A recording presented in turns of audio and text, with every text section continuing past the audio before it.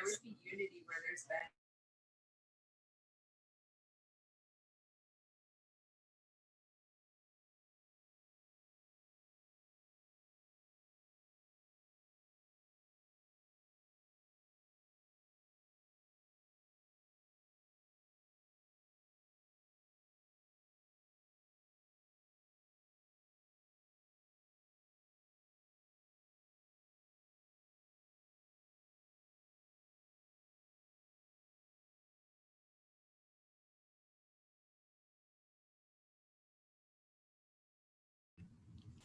Hello. Hello. Hi, everyone. Okay, let me get everything situated. Hi, guys. How cute are all of these people in their houses? They are so cute. Okay, I'm going to give everyone a couple minutes to hop on. Jenny, why don't I see you? Is your face here? No. Hi. But I'm here. Oh, so we You're have in the dark. We have an Alive and Free Zoom account now. Is that what's happening? Yeah, it is. What's happening? That's exciting. Okay, I understand now because I didn't understand what you were telling me earlier. I'm Fun. going to be in the light soon. I'll join you in a sec. No, you're good. Take your time. Welcome, everyone. Happy Thursday. It's our favorite time of the week. This is weird because this is not Spencer. I'm not. It's a surprise. This is not Spencer, and I've never done a call with not Spencer. And so this is really fun. I've been excited and waiting to share Abby with you guys for the last month. And it's finally the day. I'll give Abby a little intro, and then we will pray. We'll give Jenny some time to get situated, and then we'll have Jenny go over some logistical things with you. But if this is your first week, would you just wave at the camera for like 30 seconds? That's a long time, like 10 seconds. Wave. Hi. Welcome. And then throw in the chat box and just say, I'm a newbie, so that we can welcome you. That's exciting. Meantime, I've been listening to Abby's podcast all day. Yay. Aww. It's the best. Especially the one that I was on. I think that's the best one. The best of all of them, for sure. I'm just kidding. It's probably not because you guys hear me talk all the time, so you're probably over it. Welcome, you guys. Okay, I don't want to be ADD. Welcome. Who's the newbies? Welcome, Abby. Grace. Welcome, Woo! Maggie. Welcome, Sarita. Is that how you say it? Did I say it right? I just saw your face, Sarita. I think it's right. Cool. A couple of you are new. Welcome. We're so glad to have you. Normally, Spencer's on this call with me, but we have a fun guest this week, and we're going to kind of just test things out and see how it goes. But Abby, if you don't know who she is a unicorn of a human. Seriously, she's amazing. She is so powerful. I think my favorite thing about Abby is how loving and playful you are. And a lot of who Spencer and I are today is because of Abby and Justin. And so they've been a massive pivotal part of our process because Justin and Spencer met together for years. Spencer met with Justin twice a week for a year, then once a week for, I think, 3 years. Mm-hmm. And they added so much to our life and process. And Spencer obviously changed my life. And so they've been such an impactful part of our process. And we've got to do life and relationship really closely with them for the last 4 months. And it has been so healing and life-changing and triggering. Abby triggers the shit out of me, you guys. So speaking of that, it's true. It's true. Amazing, and she's powerful. And it's beautiful because it triggers all of my mom pain, my older sister pain, my childhood trauma with girls pain. And so it's actually been really wonderful because it's triggered all of these things in me that have needed healing. And so I've felt like a little girl the last 4 months, and it's been really fun. And I'm glad I get to share her with you. So today, before we go into some logistical things, I would love to just pray and open us up before we go into logistics and coaching. Does that sound good? Yeah? Good. Okay. Sweet. All right, Holy Spirit, we love you so much. You are so good.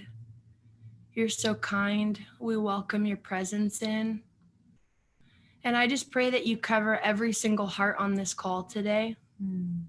We pray that you sweep in, that your presence would fill every single room, that you'd bring the nourishment that every heart needs, that you'd bring the safety and the comfort, that you would come in and meet their needs in their heart tonight, that they'd feel such a tangible experience of your presence, God. And Lord, with anything that's going on in their hearts tonight, would you just expose it? Would you draw it out? And would you be such a source of love to them tonight? I pray for just an awakening over every heart, that hope would come in, that tonight would just feel like a massive injection of hope, that they would hold on to and believe tonight that they're not going to feel like this forever, that the pain that they're in isn't going to last forever, that there's actually hope, that there's healing, that there's solutions, that there are answers, that this is just the beginning. So if things feel painful and messy and hard, it's only going to get better from here because you've said yes. You've said yes. And you've sought him and you've knocked on his door and you've asked, and God is going to show up for you.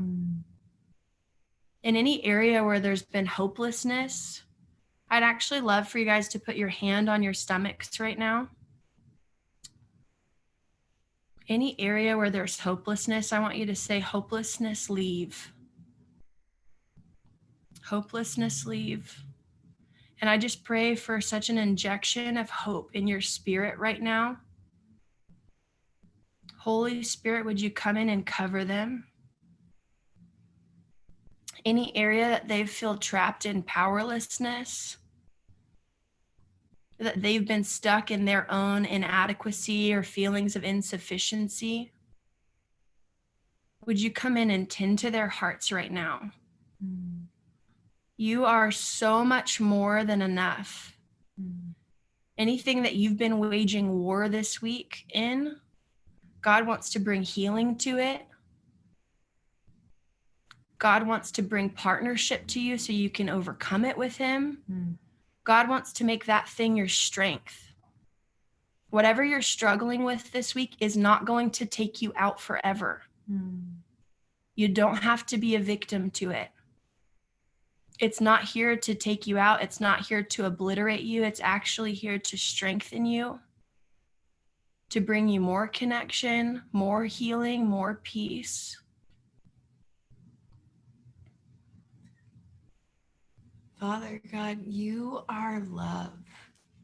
And so we invite your unconditional love to come and have access to consume us, that your love would overwhelm us and that it would fill every space and every pocket, and that you'd open every closed door inside of our hearts, and that your love would come rushing in.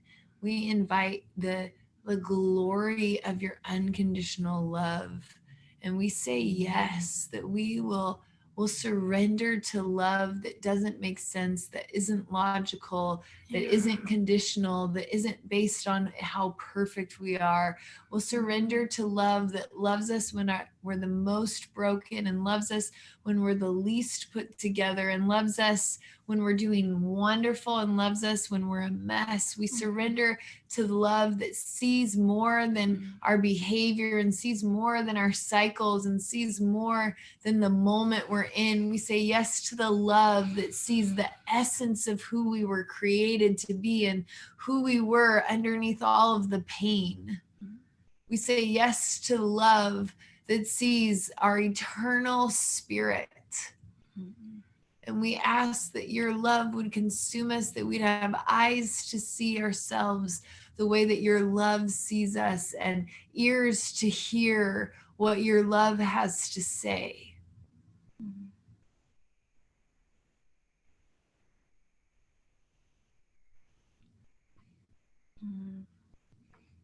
Amen. In Jesus' name, amen.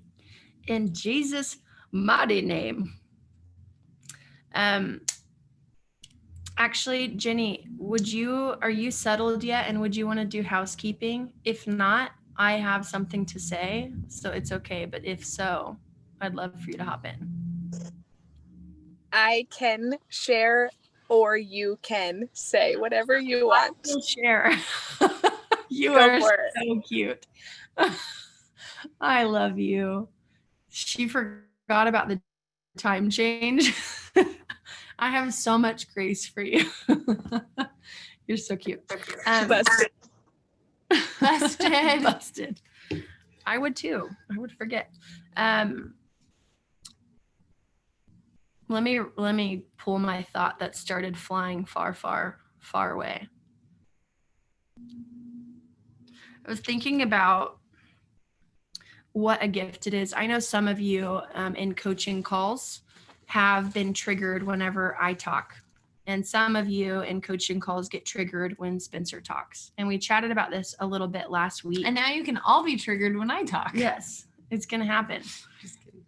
What's really cool is every time we have a trigger, it's actually an invitation into purging the pain, feeling the pain, and getting healing in it.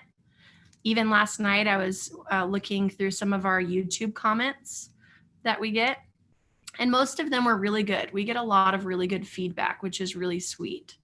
And then there was this one girl who was like, Sammy, quit talking over Spencer, exclamation points, exclamation points. It's so disrespectful, blah, blah, blah, blah, blah. You only did it one time in the very beginning of the video and the rest of the content was kind of good. You just need to fix that one thing. And normally I feel pretty bulletproof with like criticism. I let it trigger me when it does and I work through it. But normally I'm good and I can laugh it off and be like, oh, I totally triggered that girl. But it triggered me. And I had shame over it. And I felt like, oh no, I hope people don't think that I am super dominant or like I need to be heard or like I need to be seen. And I let myself sit in the shame that I was feeling and I processed my way out of it. But the thing about moments like that, whether it's me who triggers you, Spencer or Abby or someone in your life, is it's actually an invitation to work through the thing that it's poking on in your heart. So before we dive in tonight, I want you guys to be mindful and I want you to just be really good at taking notes about you. If you have pain that comes up, if you have judgments that come up, if you feel reactions, take note of it and follow the rabbit trail. That would look like, why do I feel irritated when Sammy's talking tonight? What about her irritates me? What about her am I judging? Why does that affect me this way? What does this remind me of? Does this remind me of mom? Does this remind me of an older sister? Where did that first start happening? And let it be actually like a discovery process and an unfolding. This is what I know Abby and I function the same in this. This is what, it's so weird having you next to me. It's cool. It's what Abby and I do in our normal daily life.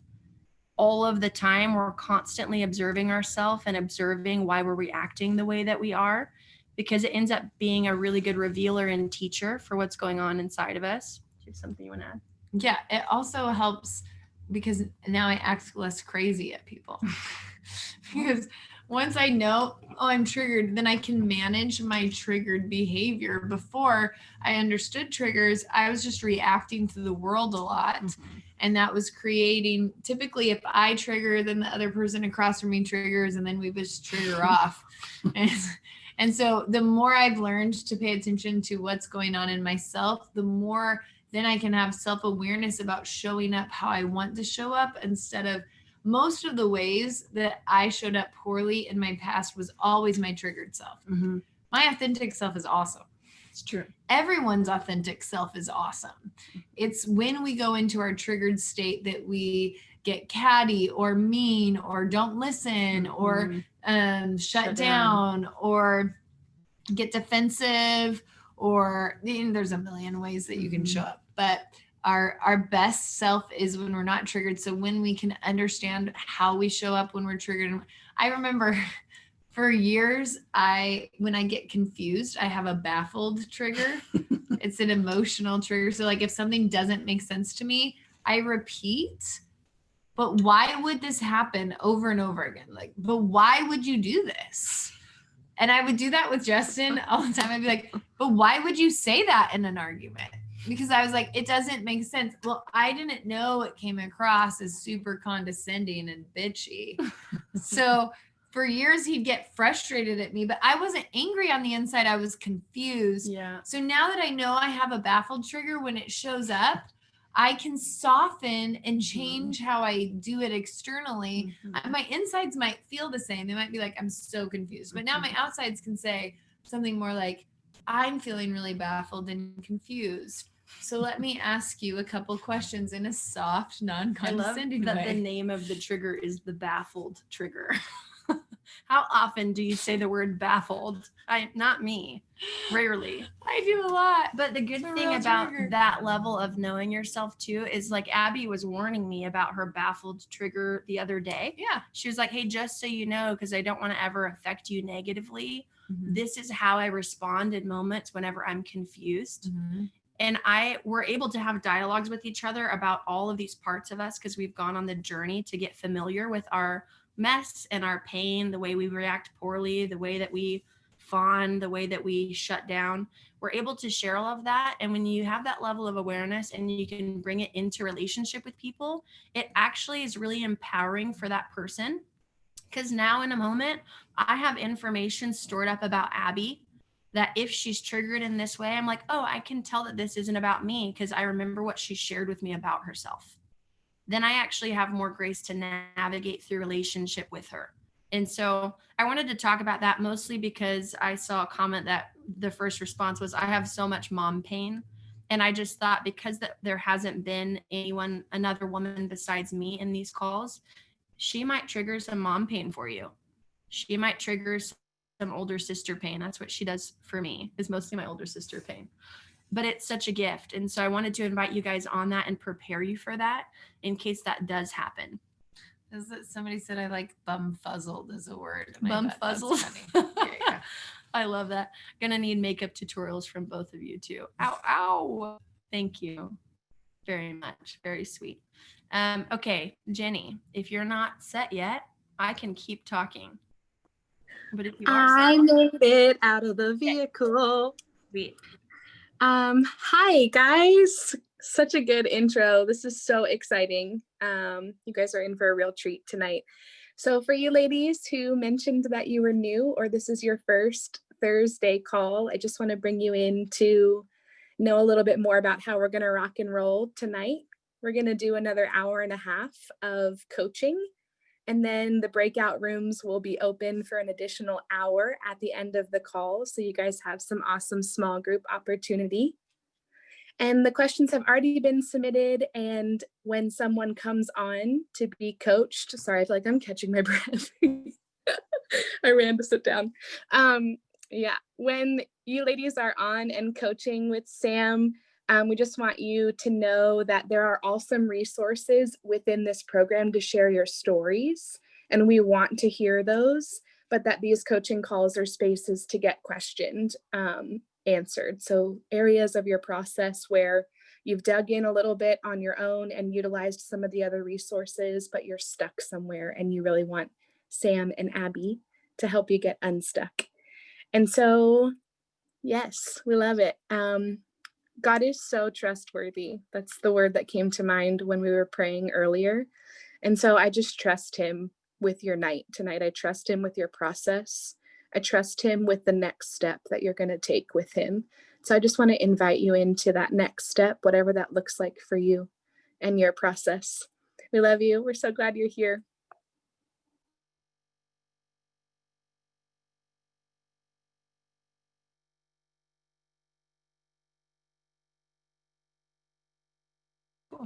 Unless you have one you want to start with. Hey guys. Thanks, Jenny. You are so adorable. Who loves Jenny so much?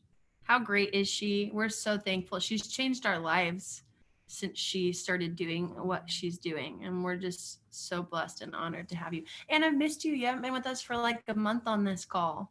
Feels like home. Okay. Is Tiffany Connors here? I guess I could have been looking. Hi, I'm here. Hey, what's up, girl? Hey. Okay, so you wrote in, so you're in week 7 and you said, I uncovered a belief that men are weak. And I'm recognizing that it's causing codependency in your current relationship and affecting your view of your future marriage. Is there anything else you want to tell me about that? I think I'm going to let you ask me questions and I'll just uncover as we go. Okay. I think. My first question is, what were you doing that made you aware of that belief? Like, how did that come up? That is a good question. Did I you don't hear really know Say- yeah. I don't really know if I know the answer to actually what I was doing. I just know I've been thinking a lot about codependency, and I've been thinking just about like my behavior patterns and things like that. And I've just been thinking a lot about my relationship with my dad and things like that. And so I've just kind of like, I don't know like a specific thing I was doing. I think it's just my thought patterns kind of like brought me to that place. In what ways was your dad weak to you? My dad, well, I don't have a relationship with my dad anymore. And that was because I had to like put up boundaries for myself because I felt like he wasn't able to, I just feel like he was really like manipulative and like I just noticed that a lot of the ways that I feel like he showed up was because he didn't go after his own pain and things like that. And he just had so many things from like growing up that he was just really like, I guess as I've been going along this journey, I realize what's happening is I'm having a lot more compassion for him because I'm realizing like a lot of the ways that he showed up were just because he felt stuck and hurt and he didn't really know what to do with all of that. Mm-hmm. And so I guess part of that is some of it of just feeling like he like never went after his own emotions. And so he like put expectations on like my siblings and my mom to like meet his needs. And like, we never really could, you know? Yeah. And so I think that's some of it. And also he, which I haven't really thought a lot about this, but what is an alcoholic, and like, he would never really I only knew him maybe like, I've only ever seen him go like 5 days without drinking. And he never really like, I just didn't see him like, I just feel like I saw too my mom like kind of like keeping our family like together and things like that. And him not like, I just feel like he didn't really try or couldn't or like didn't know how, I guess. And so I guess that's kind of, I thought, and just seeing like other men too, and I don't mean this really from a judgmental way. It might feel that way, but like, I mean it more from a way of like, just like seeing men like trapped in their desire or like in things, and like how that I guess affected me in my life, if all of that makes sense. You mean desire? Like, are you talking about lust? I guess a lot of what I'm talking about is lust. Yeah. I'm curious, what are some of the ways that you wish your dad would have showed up for you that he didn't, that are causing you pain?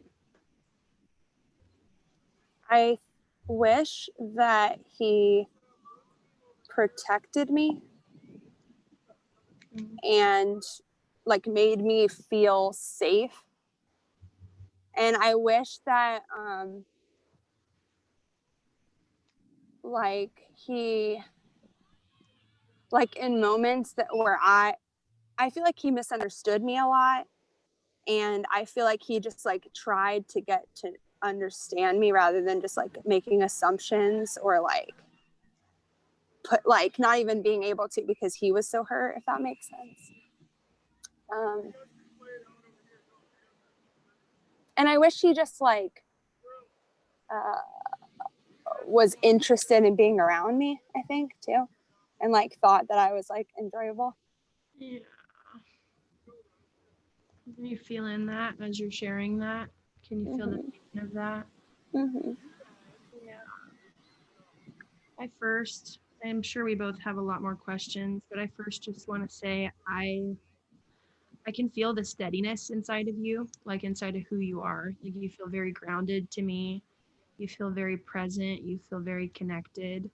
And I know you've had to fight really hard to be there, especially with the instability of not having a dad be there to speak to you and comfort and protection, not having a dad be there to father you and to fight for you and to pursue you. And I know that that's cost you a lot to be who you are today without having that. And so first, I'm really proud of you because I feel like your life could have gone a very different way.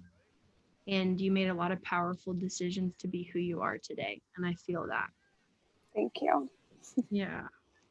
I just feel a lot of compassion for you because the truth is every little girl wants to feel protected and delighted in and seen and wanted and pursued and really sacrificed for. Like, like a part of you that so wanted to feel fought for, and that's such a normal and natural part of you.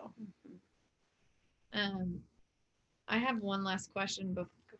I mean, I don't know why I said last. We could ask 5 more. But I had like another question. Can you guys hear Abby better now that Tiffany muted herself? Oh, how did you even see that? Wow, I can hear it. It's better with the other mic muted. Okay. Okay. She said Abby should lean forward. Oh, sorry. I can yell. I'm a good yeller. Yell. Is that better? Yeah. Okay. Okay, good. My question for you is, so you said you saw the codependency show up in the relationship that you're in now. So can you describe to me what that looks like that's related to this pain of men being weak? Okay. I'm back. So my relationship with my boyfriend has been kind of all over the place, but I feel like the way it showed up, I'm going to say the way it showed up for a long time is I feel like I was stuck in this place of like, well, my boyfriend proposed to me and I basically wasn't, I like did not want to be engaged yet. And I didn't have a good reaction. And it makes a lot of sense to me now, but it didn't at the time. And so I went on this whole journey of like, oh my gosh, what's wrong with me? What's wrong with him? Whatever. And in a lot of that, I feel like I realized a lot of things that I was like expecting of him. And it's a lot of it has to do with like faith and me wanting to see him like having more, I guess, passion and things like that. And I think it's all tangled as well with like things I felt from the church putting on me and like me not really knowing like what I actually wanted for myself in that area, just because I felt like it should be a certain way. Mm-hmm. So that was a lot of it. And I think just like the thing about like learning, I think I never thought that codependency, I just didn't understand really what it was. And when I was watching the video, the thing that really hit me was when it talked about caring. I don't remember what it said exactly, but like caring more about something for a person and putting more effort into something for them than they do for themselves. And I was like, oh man, I do that a lot. And just like wanting, and even in this like journey, honestly, because I feel like my heart is telling me more and more really as I like take expectation off myself and like just pour love into myself. I feel like my heart is kind of telling me like I do want to be with him, but I feel like what holds me back from him a lot is me feeling like, or right now at least, sometimes I'm like, oh, well, he doesn't really know how to manage his emotions, or like he's not really like willing to like step into health. And I don't know. And I'm on the process of learning myself. Totally. So it's kind of hard to know like what that, like I'm realizing like, oh, I really desire this relationship that's like super healthy and communication is really great. And I feel like in a lot of ways we really do have that. But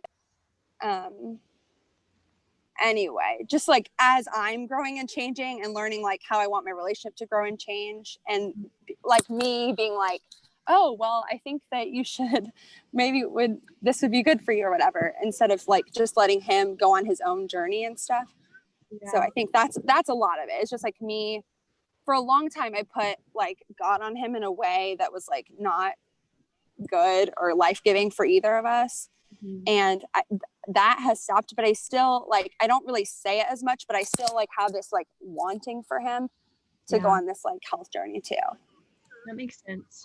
And it makes so much sense because your dad never stepped up. And Tiffany, could you just be yourself until you talk? Yeah.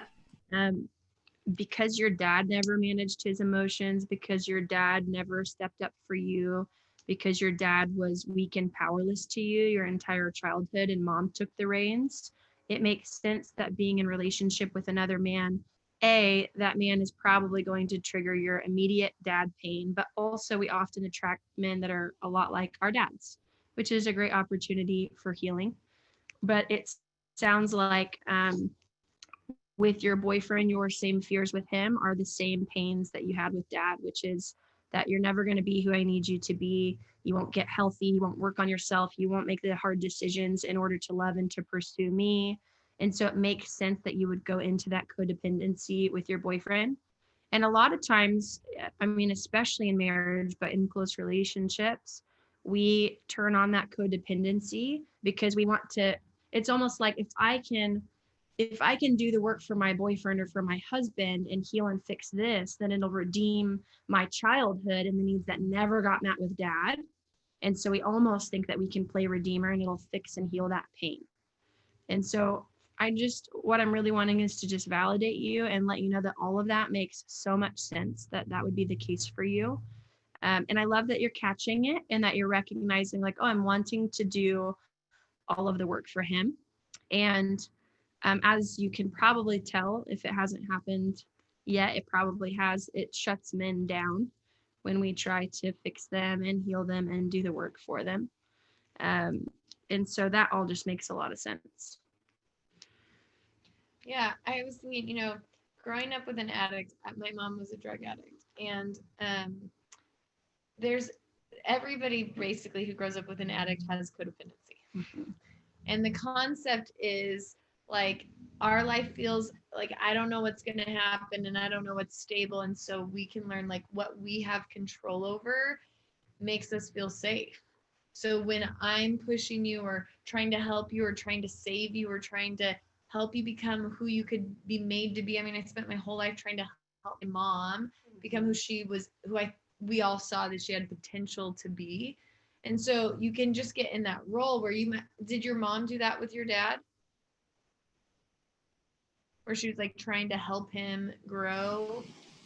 Yeah, kind of. She just would like, what she would do is like, for example, he was in the military, and when he would come home, he was like so focused on like the cleanliness of the house, and she would like run around the house making it like immaculate for when he came home to like manage his emotions when he got back, if that makes sense. And then he would still come back and like have a family meeting because there was a tiny little spot on the wall, rather than like being so excited that we were like to see us again, kind of thing.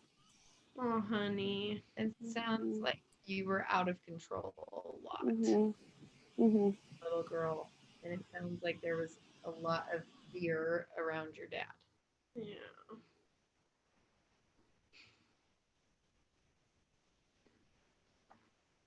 That's a lot of pain to have hope and expectation for dad to finally come home and to hope for just getting connection, a smile and excitement in him getting to see you and be around you probably would have been enough to make you feel loved and wanted, and you never got that from him. Like and not saying that never happened to you, because I'm sure dad smiled, but what marked your heart was that dad was never going to be pleased, and that dad was only going to notice the things that he wasn't getting and what wasn't being taken care of for him, and never actually just notice you, never come home to bring you something, never come home to be a strength to you. And I can imagine that as a little girl, you could feel, and this may or may not be true, it's just a suggestion, or it's probably how I would respond, that I'd probably feel like no matter what I do, I'll never be enough to please you. What feels true to you? Like when you think about that memory with coming home and dad doing a family meeting because there was a crumb, Can you connect with that pain that that little girl felt?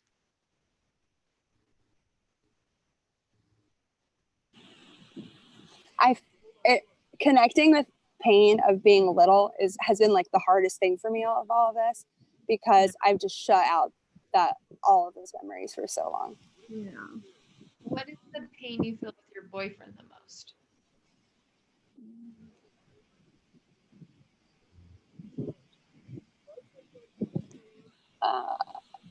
I think it's just like this general like, well, I'm having a hard time because I have multiple answers, but like when I think of future and like being married, it's like a fear of like I'm gonna have to be the one like I guess to like hold it together. And like there's no way I can do that, so I'm gonna either be like stuck or it's gonna fail. So when you say, are you aware that that's what your little girl felt? I'm the one who has to hold it together. I'm stuck. Like whatever we're feeling whatever the current situation is bringing up is typically because I was very disassociated from my childhood. So you'd ask me a question about my childhood and I'd be like, I don't know, it's fine, or I don't have very many memories, or like I couldn't really connect to most things. And so the way that I had to learn to get reassociated is whatever was coming up in my current, when I would say it out loud, like I have to hold it all together, it's all gonna fall apart, I'm gonna be trapped, I'm never gonna be enough, it feels overwhelming, I immediately know, oh, that's what the little girl felt. She felt too little to be able to fix her parents' marriage. She felt too little to be able to do everything right enough to make dad happy enough so that he wouldn't need to drink, so that he wouldn't need to be angry, so that he wouldn't need to have huge emotions. She felt too little to be able to fix everything that felt out of control, but she also felt like she should be able to do that. And so the idea of marriage scaring you makes so much sense, because you're like, I lived in a place where I was powerless to create a good atmosphere in my family. I couldn't fix any of the chaos there. I don't want to sign up to put myself right back in a situation where I'm going to be out of control again, and I'm going to be powerless, and I'm going to be constantly aware of how I'm failing, because and this is very typical of codependency. Like when we can't make someone happy, it's shame that we end up feeling ourselves. Like if I can't make dad happy, then I must be bad. I must have done something wrong. There's no way as kids to not take that narcissism on, because kids like have everything is about them. It's a beautiful thing about us. And so I always think, oh, this is for sure a place where there is pain that is helping you in the present, let you know what your little girl went to. And the fear even of marriage helps you know how painful your childhood was. Yeah. Yeah, and I think one thing that stands out to me a lot with that pain of I'm going to have to be the one to hold it on all together is no one's going to be safe for me, because dad wasn't safe because he couldn't protect me. If he could have protected me and if he would have loved me, I would have felt safe. And when we don't feel that safety, we rely on ourselves, which is also this thing of I'm going to be alone. I'm going to be stuck in this marriage with this guy who's not going to be able to meet my needs, who's not going to feel safe to me, who's not going to be stronger or bigger than me. And then I'm going to be trapped and stuck like that same little girl, and I'm going to feel alone. Just here before we move forward, like what from what's been said so far resonates with you the most? All of it, so much of it. But I think like what you just said about feeling like, well, just so much of it. But I think, okay, a couple things. When you were talking about like me feeling like my little girl, and like I had to hold it all together, and I either like, I felt trapped and I felt like I couldn't fix it and all this stuff, like that is exactly why I stopped having a relationship with my dad. And like I can actually relate to that place, because Like I felt like overwhelmed. I didn't think there was anything I could do. I didn't think he would ever fix himself. And I was like, I either stay and I like sit in this like fake relationship with my dad, or I leave, because the thought of like staying in the place that it's putting me in is like not really worth the relationship. Yeah. So that like maybe is a good, like, even if I can't totally relate to like myself as a little kid, maybe like that is a good place to start. Mm-hmm. Why don't you close your eyes? And why don't you think about the pain that you feel being around him? And for anyone else that can connect with any of this with dad pain or with mom pain, I want to just invite you to close your eyes as well. And while Abby and I are walking her through things, just let us take you there as well. So tell me what the pain that you feel if you were having to be in a relationship with him.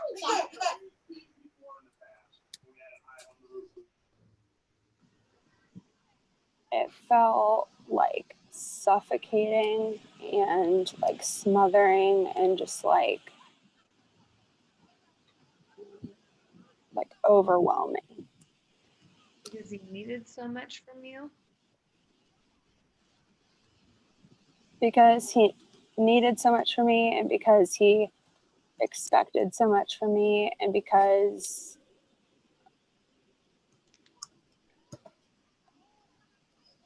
I felt like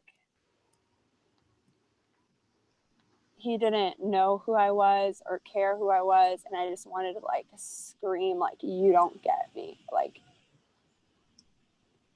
I just wanted to be like known so bad that I just wanted to like scream. Hmm. It sounds like you felt really alone. I bet you felt really alone even though you lived with him, even though you were around him day in and day out. You didn't actually get to feel seen and known and heard.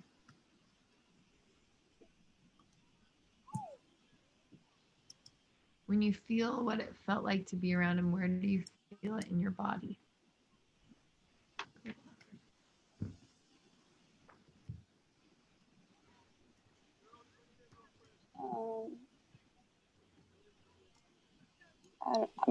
My stomach feels warm right now. I don't know if that makes sense. When you imagine the feeling of having to be in relationship with him and that feeling of being powerless and being trapped, what is it that you wish someone would ride in and do for you?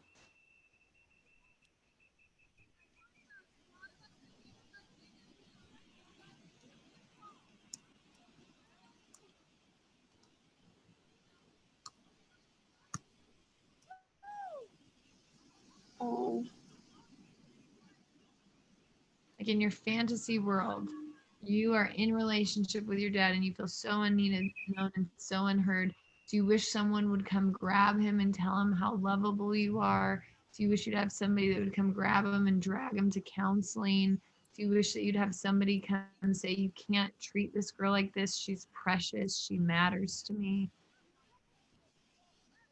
I think I just wish someone would like get me out of there and like just like sit with me and like just be with me. Like Yeah.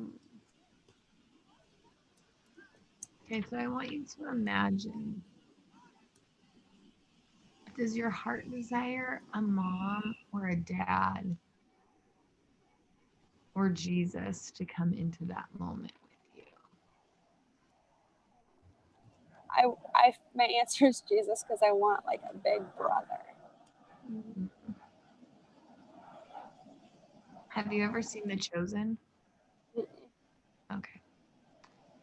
So I want you to imagine Jesus, and I want you to imagine you're sitting with your dad and you feel so unprotected and you feel so alone, and you feel so unseen and unfought for and trapped.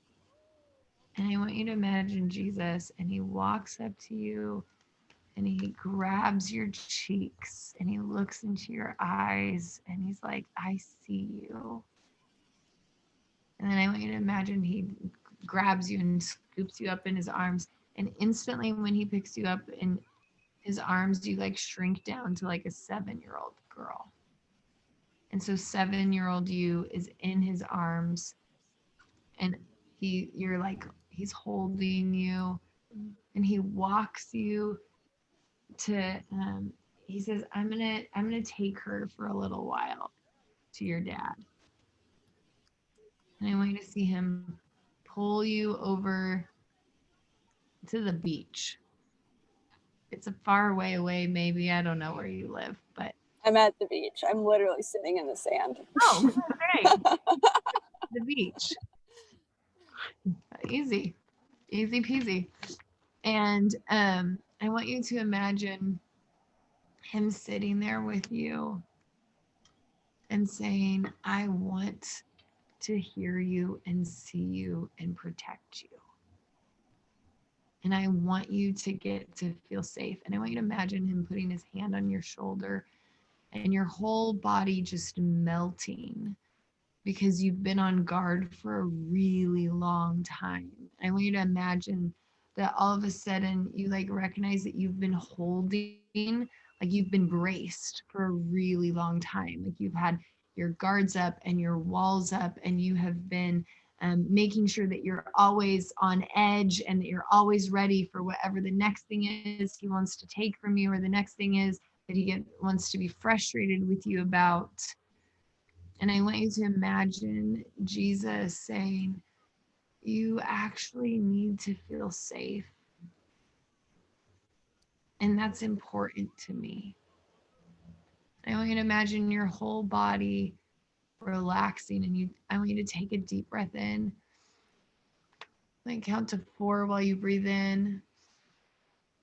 And then deep breath out for 4. And I want you to imagine your body releasing the places where it's been on guard and on edge. And I want you to imagine Jesus saying, I know your dad can't see how much pain you're in, but I see it. And I know you're scared to feel all of that pain because it's really deep. Because there's a lot that you went through as a little girl, because your home felt out of control in so many areas, because your dad's emotions felt out of control and pain feels out of control. I know that that feels so scary, but I want you to know that I will comfort you and be with you in this with you.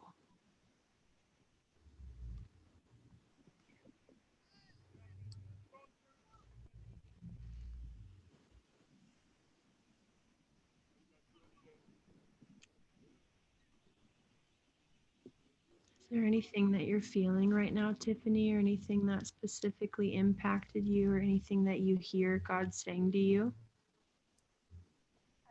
My heart is like, don't leave me, don't leave me, don't leave me. Yeah. I want you to ask him right now while you're looking at him, Jesus, can I get this anytime I need it? Jesus, can I get this anytime I need it?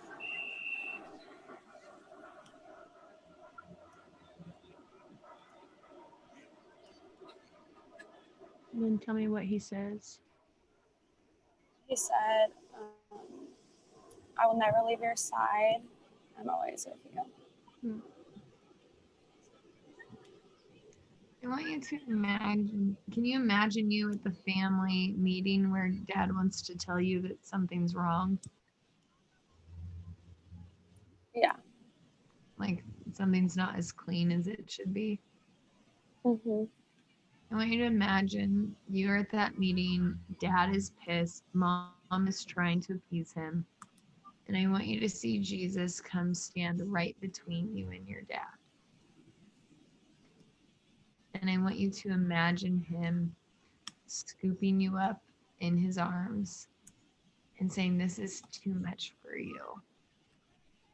This anger, this OCD, this intensity, this communication without compassion, this is too much for your heart to handle right now. You need to feel safe and loved. I want you to see him grab you and take you out of that room and take you to the beach and say, you're allowed to be a little girl who makes messes and who's not scared of punishment and being consumed and being controlled. And I want you to see him say, I just want to sit with you here for as long as you want, because you've had to be on your own and guarded for so long. And I want you to be able to feel safe so that you don't have to be afraid of men.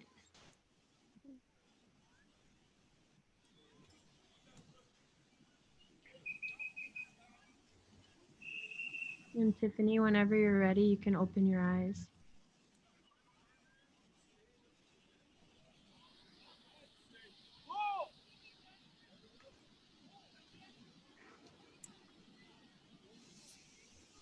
Let me gather my thoughts really quick.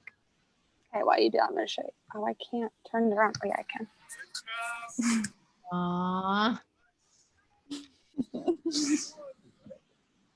All I want for you for the next couple of weeks is to keep cultivating that same space with Jesus. Because ultimately there's massive deficit you have with what your dad couldn't be for you. And you're going to carry that into your marriage, no matter who you marry. Whoever you marry is going to like trigger your deepest pain. I hate that that's true for all of us, but it actually, as painful as it is, gets to be the greatest gift to your life, because the more that trigger is pushed on, the more your pain has opportunity to be purged, meaning not just released, but also healed. And so the more that you can get those needs met from Jesus, and well, let's start with Jesus. The more you can get those needs met with Jesus, because Jesus feels safe to you, the easier it will be to bring that into relationship where you're not constantly operating out of the deficit that your dad could never be what you needed him to be, that he could never pursue you the way you needed it, protect you the way you needed it, or get the help to be the kind of dad that you needed. That same thing is going to apply to how you view marriage. I'm never going to be with the man that's going to be where I need him to be. I'm never going to be with the man that's on the same page as me, that's connected to God enough. What you're looking for is, I need all of these things in order for a man to feel safe to me, because I have such a massive deficit of safety, which safety for you really looks like someone being there to see you and to know you and hold space for you. That's it. That's all you need. But the more you can get that with Jesus, the easier it will be whenever you're in relationship with your boyfriend to let him into that pain, instead of, and we could talk about this another time, because there are really practical things and really, here's a practical thing. I want you to read the book Keys to the Kingdom by Allison, I think it's Allison Armstrong. There are really practical, good relationship things about understanding men that are in that. And I think that could be good for you. But ultimately, like, knowledge isn't going to fix this. You cultivating safety and getting your needs met with God and letting him heal that pain from the needs that never got met from dad is really going to be the thing that allows you to step into deeper levels of intimacy with whatever guy, whether you choose this guy or not. I feel like I'm being rambly, but I have a point that I'm wanting to get to. No matter how many things you try to do to make this man safe for you, it's never going to meet that need in your heart. And he will probably only react to you and feel pushed away from wanting more of God or wanting more health or wanting the things that you think will qualify him for marriage, he'll probably just like want to withdraw and push away. So the more you can get your needs met, the easier it will be to relinquish your control and your codependency. But you can't go without having those needs met, right? So it's really important for you. What I'm trying to say is I really want you to intentionally, whether it's through journaling or encounters or just speaking things over yourself for the next couple of weeks, invite Jesus in and ask him, like have him sit with you and ask him, like, what are the things you know about me? What do you know to be true? What do you love about me? Where did you just go? I wonder if she got kicked off. I'm here. Oh, you're still there. Okay, cool. Your video disappeared. But I want you to engage him and just ask him questions. And it might sound elementary, and I know you've probably heard us say this 10,000 times. But the more that you get to feel known by Jesus and get those needs met, I think the easier it will be to navigate relationship with your boyfriend. Does that make sense? Do you have anything else before we move on that you want to add? Yeah, this person asked this question that I think will add to it. Okay. But don't the triggers and your reactions from triggers damage the relationship too much sometimes? So it's this weird balance because what Sammy is saying is true. No matter who you end up with, they're going to push your parent wounds. However, I had lots of people who were my community step into my life and say, hey, that guy you're dating is just like your family, because we're also drawn to what feels familiar. And so that's where like there's this balance of I have to learn how to feel safe with God. The safer I feel with God, the more I'm likely to be attracted to a safe man. Like, and that's really a beautiful thing. Also, I have community that lets me know, because sometimes you're going to be triggered by everyone, but sometimes people are just going to trigger you in an unhealthy way over and over and over again, and it's going to kill your soul. Yeah. And so that's where community comes in and can really guard and protect you and say, hey, this is actually your pattern. This is actually like your fears about this are real, because you probably should be with somebody who is safer than this.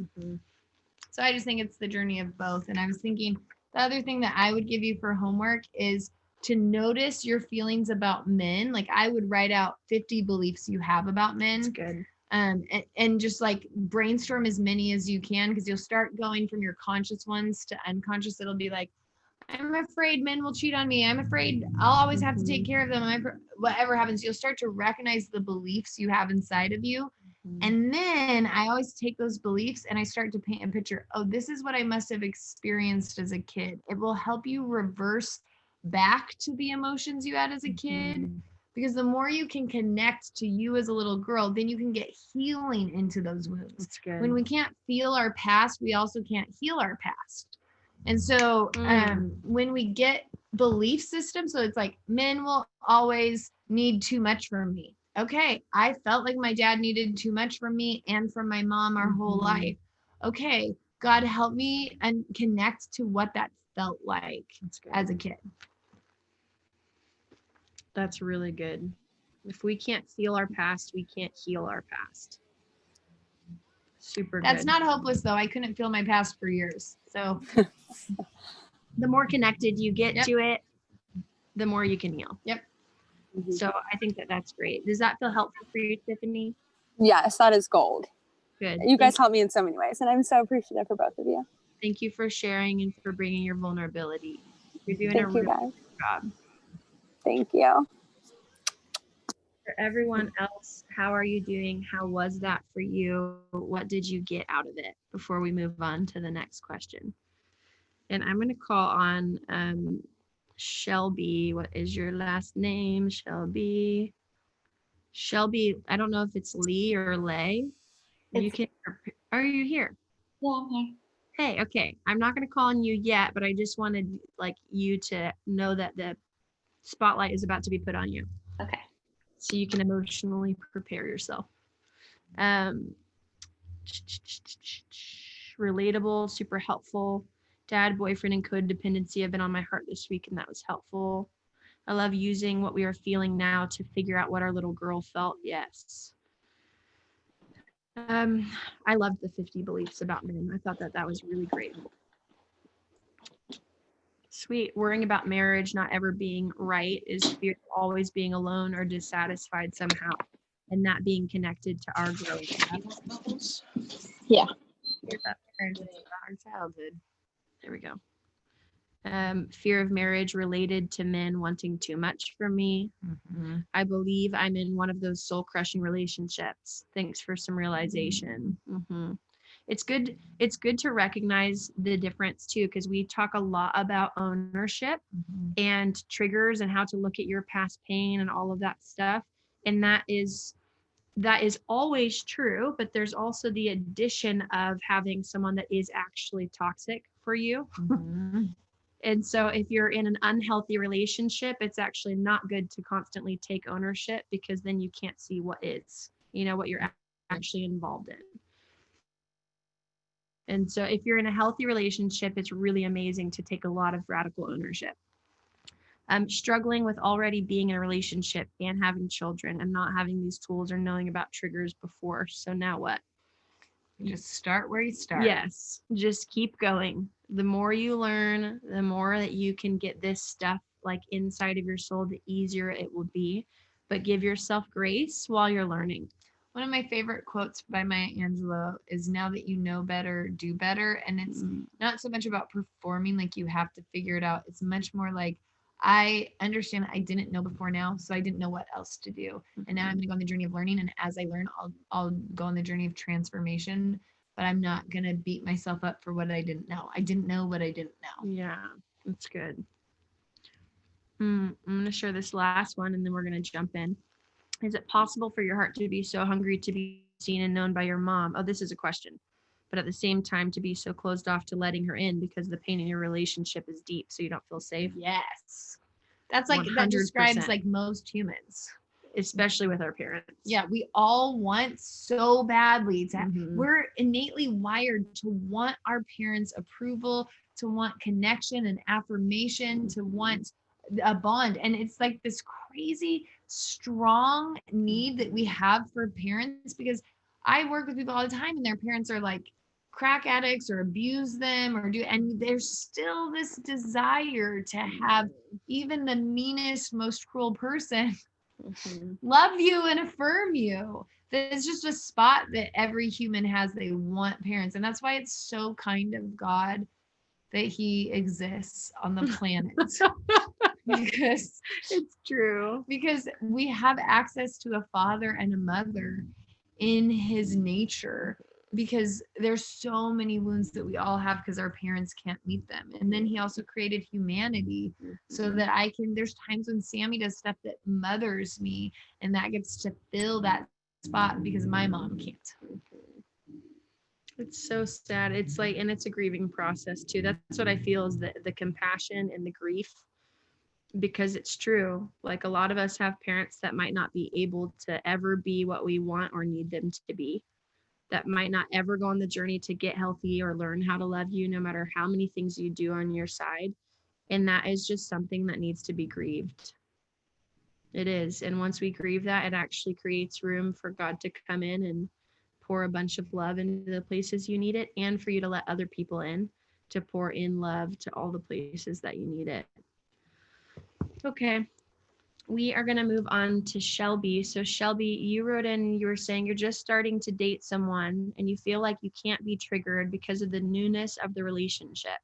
Oh, girl, welcome to humanity. This is spot on for tonight. You're desiring to have Jesus meet your needs, but you're unsure how to maintain God in your God spot. Shelby, is there anything that you want to add into that? I don't think so. I mean, do you need like some context to it? Would love context.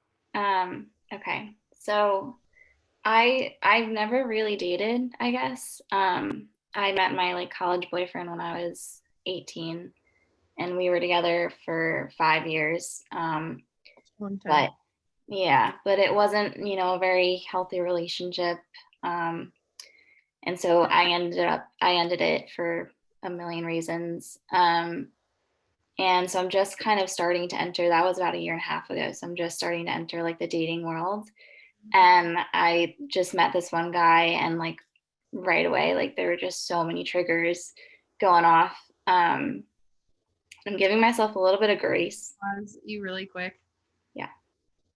It is so normal after you end something with a lot of pain to have your first next thing have so many triggers. I just wanted to like jump in there because I'm like, I just went through this like a couple years ago where I had like a friendship end so painfully. And the next time I jumped into creating relationship, it's like all of the fears and all of the triggers and all of the like, what if you're like them? And what if that happens again? And what if that, like you have so much in your brain, it's like 5 million things because your heart is like, I don't want to go through that again. I don't want to do another 5 years. I don't want to have this all happen. No, no, no, no, no. And our triggers are meant to protect us from things that we think are dangerous. And so your brain has all of these things that you're like subconsciously concerned are dangerous. You have alarms going off. Yeah. So I just wanted to normalize that. And I hate it, but it's kind of just part of the first next thing is always like that. Yeah. Continue on. No, that makes a lot of sense. But I guess my question is more, like, how do you know when to listen to those alarms? Like, how do you know, like I went through a period, after the breakup of having to like justify why I broke up with him. And like, I wrote this long list, that I would just read to myself like over and over and over again. And I would I'd read it to my sister-in-law and my brother and just try to like, I guess, convince myself that I did the right thing. Yeah. I don't know. I mean, maybe that has more to do with giving myself a right to choose or to choose out of something, but I guess I'm struggling with like what I should expect in dating. Yeah. That makes a lot of sense. I mean, your question is like your fear is that you can't be triggered because of the newness in the relationship. I just feel curious, like, what are you afraid of happening if you trigger? Do you have fears about that? Yeah, I mean, I guess of being seen as crazy. Yeah, just kind of being misunderstood. And maybe just kind of saying things like hurtful things that I don't mean, but just kind of out of emotion and out of insecurity. That makes sense. Did the last guy you date or did mom or dad react to you when you had triggers? Like, was there a lot of misunderstanding and judgment and like them not holding space for you to have pain? Oh yeah. Yeah. Yeah, they didn't understand it. I have really awesome parents and we're a tight family, but like I went through years of like being a teenager and having panic attacks all the time. And at the time I didn't really know why that was happening. But my parents didn't either, and they just didn't know what to do. So it would end in a lot of, just yelling and screaming matches and just out of sheer frustration. Oh. Yeah. So you probably learned that your emotions are too much. Yeah. And that if you have emotions that you're going to get rejected. Yeah. Yeah, we were kind of, I think my mom definitely taught us, like me and my brother, to just kind of, she was very careful with her emotions. If she couldn't justify something that she was feeling, she would just not feel it. Yeah. So you were never even taught how to manage or process emotions well at all. And I can imagine that probably felt really out of control to you, on top of the fact that you had way bigger feelings than mom ever felt. And she never demonstrated to you how to process any of those. So now you already feel out of control in your own emotions and in your own body. But now you're watching mom and dad react and also agree by their reactions, your emotions are out of control and too much for us. And so that probably felt really exposing and really scary and really out of control for you. And I can imagine what I'm hearing is that I don't trust myself I don't trust my emotions. I don't trust my pain. It feels too scary. And I definitely don't trust someone else to manage my emotions well or to react or respond to my emotions well. Does that feel true? Yeah. Yeah. That makes a lot of sense, first off. And I'd love to hear, hey, Jenny, can you mute that microphone? I would love to hear for anyone else. Who else can relate with that? Will you just wave in the camera if you relate with anything, Shelby? Yeah. So first, we're all women and we're all kind of crazy. It's just the reality of it. Abby's freaking crazy. It's true. She's had hormone problems her whole life and crazy physical things that just actually make her literally crazy sometimes. So It's true. you are not alone in this at all. And I know for me, I felt a lot of my life like I was just too much. And it's a scary feeling. And I feel a lot of empathy for you because mom and dad never held space for you. They never fought for you. They never knew how to comfort you. They never taught you how to navigate through any of it. And so it's really valid that your fear in relationship now is that if I have triggers and I process it or react poorly, this guy is going to feel out of control. And what's your fear? That he'll reject you, that he'll leave you, that you'll be misunderstood? Like, what's the ultimate fear in it? I think of being rejected. Yeah, that makes sense. I would love for you to close your eyes if you're okay with that. If you're not okay with that, you can leave them open. And how old were you whenever you first started having anxiety attacks? 16. 16? Okay, I'd love for you to go back to the first time you remember having an anxiety attack. And I'd love for you to just connect with how out of control that felt. You have no idea what's happening. You have all of these emotions and you don't know where they're coming from, why they started, if they're going to ever stop. I can imagine that you would feel trapped in the pain and the powerlessness of all of that emotion. And you're probably wondering, am I going to feel like this forever? Am I going to be like this forever? I don't know what's going on inside of me. I don't know why. I need safety. I want peace. I can't even remember what peace is like. I feel so out of control. I feel isolated. I feel alone. I feel stuck in this. And I'm crying out for help and I don't know how to get it. And then my parents, who are supposed to know more than me, don't have any answers for me. And so I feel alone and like there's no hope to get out of this.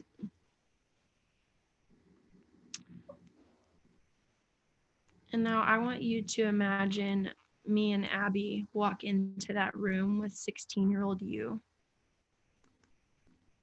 And we pull you out of that room and you're still out of control. You still have massive emotions. Like you don't feel better just because we're there. You're like, no, I'm still crazy. I still am so afraid. And we snag you and we pull you into a different room.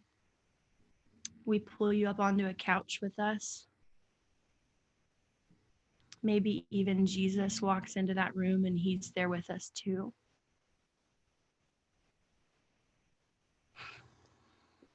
And I want you to settle into knowing that there are people around you that are not afraid of what you're feeling and experiencing right now. 16-year-old Shelby, you're not always going to feel this way. And there's a lot going on inside of you right now, and it makes so much sense that you feel wildly out of control. Your emotions aren't too big for us. This doesn't feel scary. This isn't the first time we've seen this or the first time we've felt this. We've experienced this emotion so many times. This is just another lap around the track for us. this is a long road that we've walked down before, and it doesn't feel too big for us. I want you to see me like grab you, like bear hug you. Mhm. And I want you to imagine me saying, precious girl, this panic attack means your heart is in pain. Yeah. It means that there's a lot of pain going on in your family, in your life, in your social dynamics. There's a lot of pain, and nobody is teaching you how to cry that out. And you need comfort, and there's not a place where you're getting comfort, and the pain doesn't know what to do, so it's erupting out. And you actually need compassion for this panic attack, not anger, not frustration. I'm not frustrated at you. Kids are never taught how to deal with their emotions. They are, unless their parents teach them. And so I want you to know it's okay that you don't know what to do. And we actually are here, and we can help you process through emotions.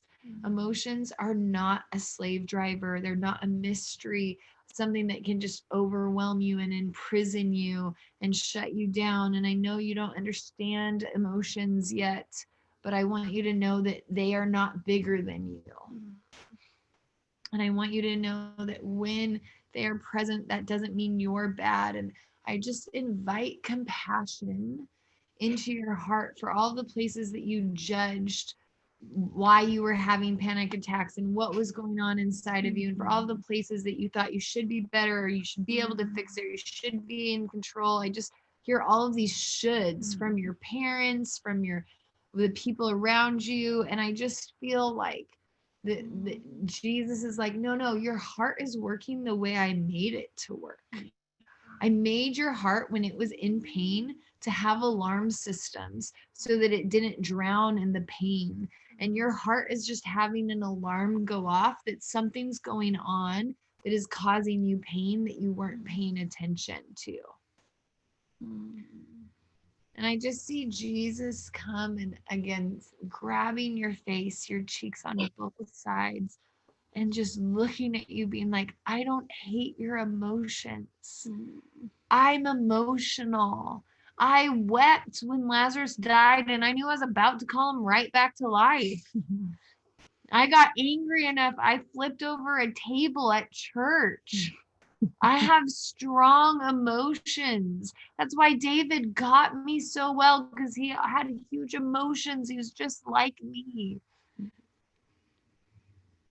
I want you to imagine him saying, this moment you are so endearing and so lovable and so worthy, while you're out of control, while you don't know, while you don't have answers, before you figure out how to communicate your feelings well. I'm sorry that you would get in fights with your parents. Nobody, when they're triggered, communicates their best self. I want you to see Jesus be like, I actually know what was going on inside of you when you didn't have words with your parents. I actually know what you were feeling. I actually can see that girl. I know that you weren't trying to create a problem. And Shelby, there are people in your life, and God's going to continue putting people around you that aren't afraid of your feelings, that aren't afraid of bad reactions, that will actually hold space for you to make a mess and then come and clean it up. There are people that won't feel powerless and out of control when you have big emotions. And I'm so sorry, because I can imagine that as a teenager, you'd feel responsible for your parents' emotions. I can imagine that while you feel out of control and you're watching them react, that you're like, I wish I could fix your pain and you feeling out of control. I wish I could stop this myself so that you didn't have to feel that.